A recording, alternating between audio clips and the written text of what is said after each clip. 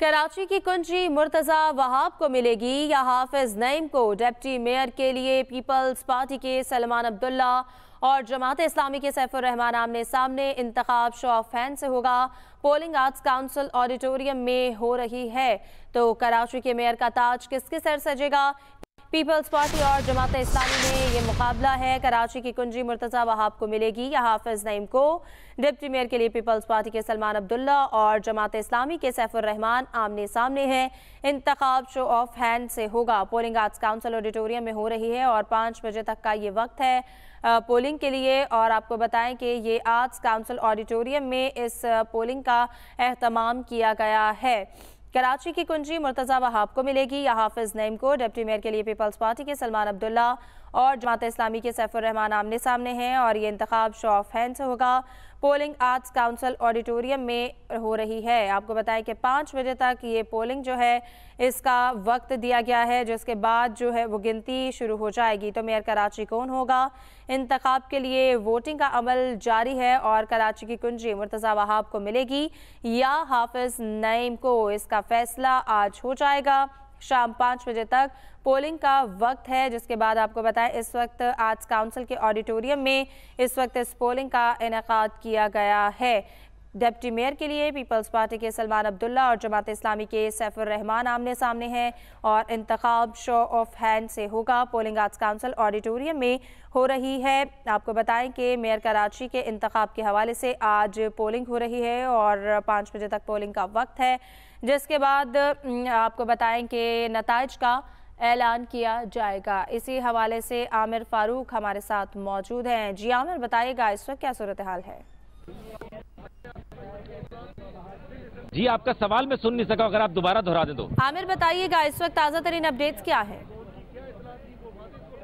जी बिल्कुल, चूंकि पोलिंग का अमल जारी है, सबसे पहले पीपल्स पार्टी के उम्मीदवार बैरिस्टर मुर्तजा वहाब का नाम पुकारा गया और जो उनके हिमायत याफ्ता वोटर्स थे उनको एक तरफ गिनती की गई और रिसर्च किया गया, जिसके बाद जमात इस्लामी के उम्मीदवार हाफिज नईमुर रहमान के लिए पोलिंग हुई और उनके वोट की गिनती का अमल अभी जारी है। जो अभी जरा का कहना यह है कि 170 के करीब जो वोट मिले हैं वो पीपल्स पार्टी के मुर्तजा वहाब ने हासिल किए, जबकि उनसे जो उनके कुछ पीछे रहे हैं जमात इस्लामी के उम्मीदवार हाफिज नईमुर रहमान, उन्होंने 168 वोट हासिल किए हैं अभी तक की इत्तलात के मुताबिक। लेकिन ये गैर हतमी फिगर है क्योंकि इलेक्शन कमीशन ने अभी ऐलान नहीं किया और पोलिंग का अमल जारी है, क्योंकि ये एक तवील प्रोसेस इस तरह से है कि एक तासुर यह है कि शो ऑफ हैंड होगा और उसके बाद ऐलान कर दिया जाएगा, जबकि ऐसा नहीं है। शो ऑफ हैंड के बाद उन तमाम मेंबरान जिन्होंने वोट दिया है उनकी गिनती होगी। गिनती के बाद वो रजिस्टर में अपने अंगूठे का निशान लगाएंगे, इनबेंडिंग लगाई जाएगी, इसके अलावा दस्तखत भी करेंगे।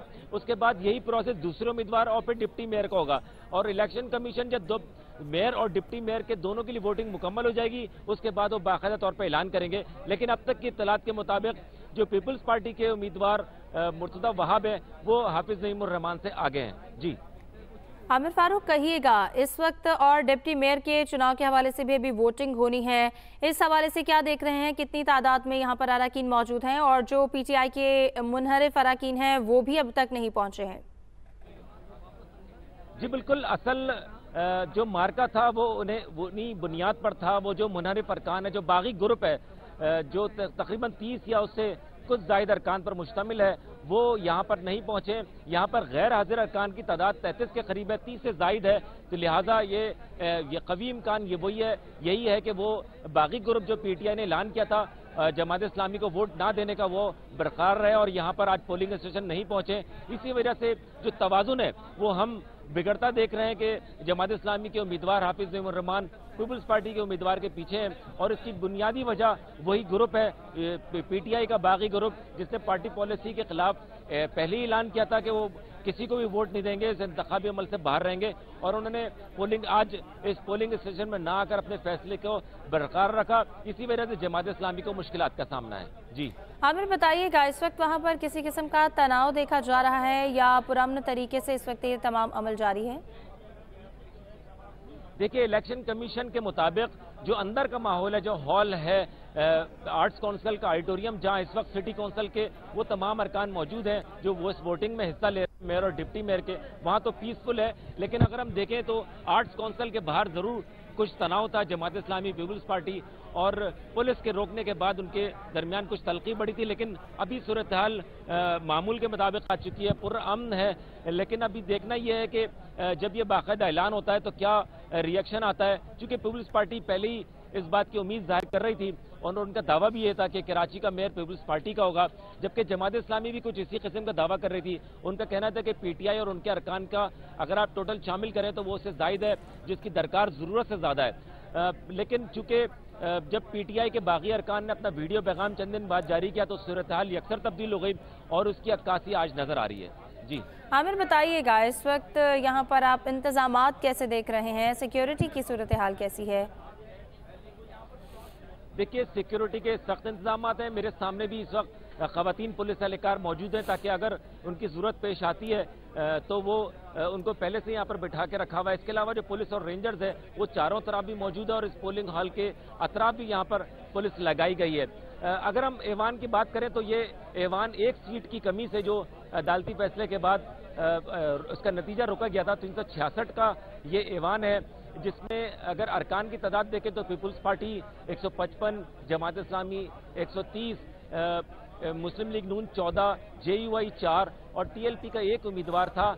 इस तरह 366 अरकान हैं। जमात इस्लामी और पीटीआई का इत्तेहाद हुआ था मेयर और डिप्टी मेयर के लिए, जबकि पीपल्स पार्टी की हिमायत का ऐलान मुस्लिम लीग नून और जेयूआई ने किया और इसके अलावा टीएलपी का एक उम्मीदवार भी पीपल्स पार्टी के साथ ही शामिल हो गया। आज इस ऐवान की खास बात 246 जो मुंतखब इमरान है और बिलवास्ता इमरान की जो तादाद थी वो 121 थी, जिसमें ख्वाजा सिरा भी शामिल है, 2 ख्वाजा सिरा, जिसका एक का ताल्लुक पीपल्स पार्टी और दूसरे का जमात इस्लामी से है। इसी तरह जो खुसूसी अफराद हैं वो इसकी तरतीब भी कुछ इसी तरह के तरीके से है। इसके अलावा जो अक़लियत है, नौजवान है, मजदूर या किसान है, आज वो भी इस वोटिंग के अमल का हिस्सा है। और आज बाबाए कराची कौन होगा, ये बड़ा मार्का था, पाकिस्तान के सबसे बड़े शहर का सबसे बड़ा मार्का कि आज मेयर की कुर्सी किसके हिस्से में आएगी। अब देखना यह है कि इलेक्शन कमीशन बाकायदा तौर पर कब ऐलान करता है ताकि इस बात की वजाहत हो सके कि मेयर के इस इम्तिहान में, इस पोलिंग में, इस इंतखाबात में कौन कामयाब हुआ है। आमिर, बताइएगा कि इस वक्त 303 अरकान जो हैं वो पोलिंग स्टेशन पहुंचे हैं, क्या अभी कोई इम्कानात हैं कि मजीद अरकान आ सकते हैं? जी नहीं, 9 बजे पोलिंग का वक्त शुरू हुआ था और 5 बजे का वक्त टाइम दिया गया था, लेकिन इलेक्शन कमीशन ने इस बात का ऐलान कर दिया था कि 10:30 बजे के बाद गेट बंद कर दिए जाएंगे, लेकिन उसमें आधे घंटे का रियायत दी गई और फिर 11 बजे हमने देखा कि यहाँ पर गेट को ताले लगा दिए गए। उसके बाद यहाँ पर किसी मेंबर को आने की इजाजत नहीं दी गई, लेकिन जो बाहर शोर शराबा हुआ उसमें भी सिटी काउंसिल को रुकन हमें नजर नहीं आया, क्योंकि जो इंतखाबी ज़ाब्ता इख्तियार तय हुआ था इलेक्शन कमीशन के अफसरान के साथ और जो पार्टियां आज के इंतखाबात में हिस्सा ले रही हैं, तो दोनों को बता दिया गया था कि अपने अपने अरकान को आपने किस वक्त पे लेके आना है। हमने देखा कि जमात इस्लामी के अरकान मुख्तलिफ वक्तों में आए, इसी तरह पीटीआई के अरकान भी, जब कुछ जमात इस्लामी के साथ कुछ तना है, जो असीर उनके जो 4 के करीब उनके जो मुंतखब चेयरमैन थे उनने भी यहाँ पर लेकर आया गया। लेकिन पीपल्स पार्टी का अंदाज थोड़ा निराला था। उनकी बस में जो मुर्तदा वहाब, सईद गनी, निसार खोड़ और दीगर रहनुमाओं के साथ वो सारे मेंबरान यहाँ पर पहुंचे और वो एक साथ अंदर दाखिल हुए। इस तरह अगर हमने यहाँ पे काउंटिंग, आमिर फारूक हमें इस सूरत हाल से तफसीलन बता रहे थे। आपको बताएं कि आर्ट्स काउंसिल ऑडिटोरियम में पोलिंग का एहतमाम किया गया है और आपको बताएं कि इस वक्त शहर कायद के मेयर के इंतखाब के लिए वोटिंग का अमल जो है वो शुरू हो चुका है, जिसमें पीपल्स पार्टी के मुर्तज़ा वहाब और जमात इस्लामी के हाफिज़ नईमुर रहमान में कांटे का मुकाबला देखा जा रहा है। आर्ट्स काउंसिल ऑडिटोरियम को इलेक्शन कमीशन की जानिब से पोलिंग स्टेशन करार दिया गया था।